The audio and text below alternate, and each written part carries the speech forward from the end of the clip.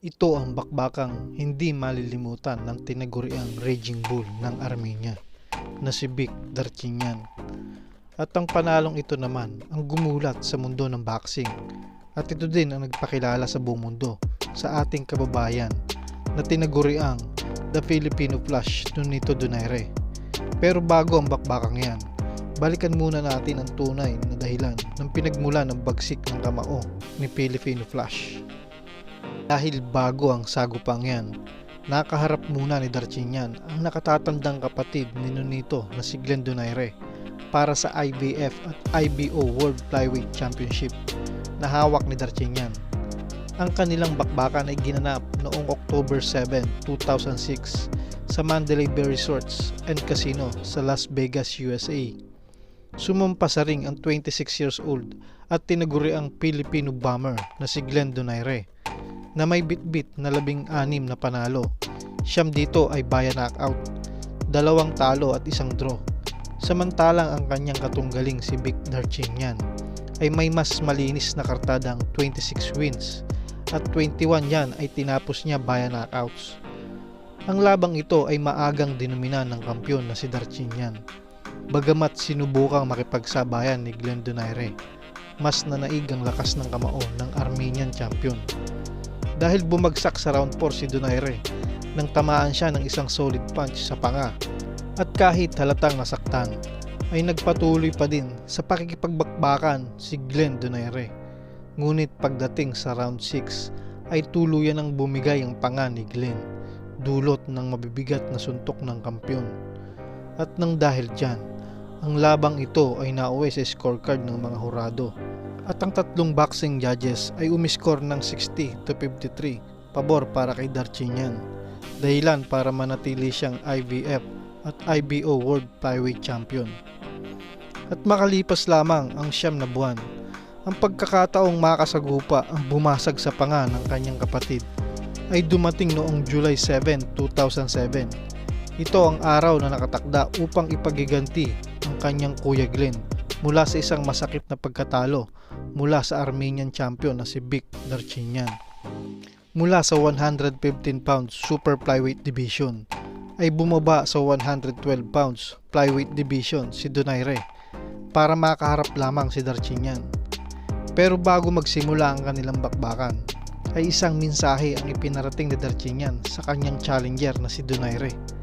Sinabi niyang sisiguraduhin niyang mangyayari din kay Nonito ang sinapit ng kanyang kuya Glenn. Mga salitang lalong nagpaliyab sa determinasyon ng batang Donaire para harapin ang Raging Bull. Patuloy nga dyan ang pagbaba niya ng timbang.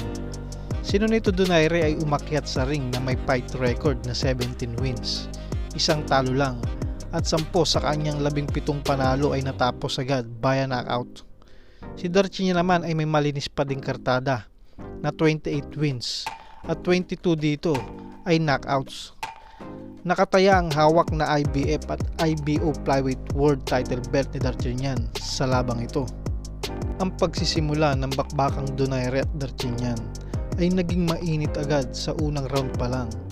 Ang 31 years old na si Darchinyan ay halatang walang respeto sa mga suntok na binibitawan ng Pinoy challenger. Kaya naman sinamantala ito ni Donaire upang maipatama ang kanyang mga left hook, bagay na napaka-epektibo lalo na ang mga counter punches ni Donaire. Lingid sa kaalaman ng nakararami ng panahong ito, si Nonito Donaire ay likas na kaliwete o southpaw. Subalit ang nakalista sa kanyang official stance ay orthodox o kanan. Ginagawa ito ng ilang boksingero upang linglangin ang kanilang mga kalaban at magdulot ng pagkalito kung aling power punches ang dapat iwasan. Simpleng strategy para kay Nonito Donaire, pero epektibo dahil marami-rami na din siyang pinataob sa kanyang mga nakalaban gamit ang kanyang power left punches. At kahit pa nga tinatamaan si Vic Darchinyan ng malulutong na suntok ng Pinoy, ay patuloy pa din ito sa pagwawalang bahala. At pagdating sa round 5, ang kanyang kawalang respeto at sobrang tiwala sa sarili ay nagdulot sa kanyang pagkapahamak. Yan ay nang tamaan siya ng isang malakidlat na left hook ni Nonito Donaire. Ang malinis na fight record niya ay tuluyan ang nabahida ng dungis dahil sa kanyang kapabayaan. Ang labang ito ay siya ding laban na nagsilang sa isa na namang bagong alamat sa Philippine boxing, sa katauhan ni Filipino Flash, Nonito Donaire. Dahil siya na ang bagong IVF at IBO World Flyweight World Champion. Dahil maliban sa koronang nakuha mula kay Darchinyan, ay naipagiganti niya ang kanyang Kuya Glenn mula sa pagkatalo na nagdulot sa pagkabasag ng panga nito mula sa kamay ni Darchinyan. Matapos ang masakit na pagkatalo ni Darchinyan mula sa kamao ng ating kababayang si Nonito Donaire Jr., ay matyagang naghintay ng mahigit 6 na taon si Raging Bull upang muling makasagupa si Nonito Donaire. At ang pangarap ni Darchinyan na yan ay nabigyang katuparan noong November 11, 2013. At ayon mismo kay Darchinyan, matagal niyang inintay ang pagkakataong ito at pagtitiyak pa niya bilang paghahanda ay nag-iensayo siyang mabuti para masiguro ang tagumpay. At sa pagkakataong ito, si Darchinyan na ang dihado. Tulad ng inaasahan ng maraming boxing fans, naging maganda ang palitan ng parehong boksingero. At malinaw din na ang halos kabuuan ng laban ay naging pabor para kay Darchinyan dahil siyang tumatama ng mas maganda.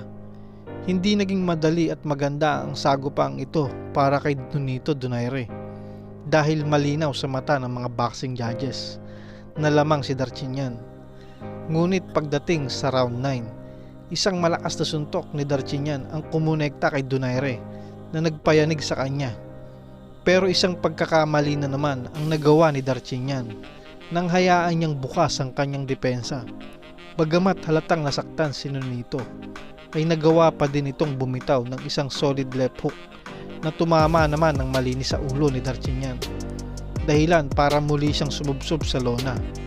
Nagawa naman niyang makatayo, subalit hindi na siya binigyan ng pagkakataong makarecover ng gigil na si Donaire na animoy isang gutom na leon na gustong tapusin ang kanyang biktima. At dahil nakita ng referee na hindi na kaya ni Darchinyan depensahan ang kanyang sarili, ay tuluyan na ngang itinigil ang laban. Dahilan yan para manalo si Nonito Donaire via 9th round technical knockout. At ang pangarap ni Darchinyan na makabawi kay Nonito Donaire ay nanatili na lang na pangarap. Hanggang dito na lamang po ang ating boxing kwentuhan mga idol. At sana'y nagustuhan nyo po ang ating video. Hanggang sa susunod po at maraming salamat. Mabuhay po kayong lahat mga idol.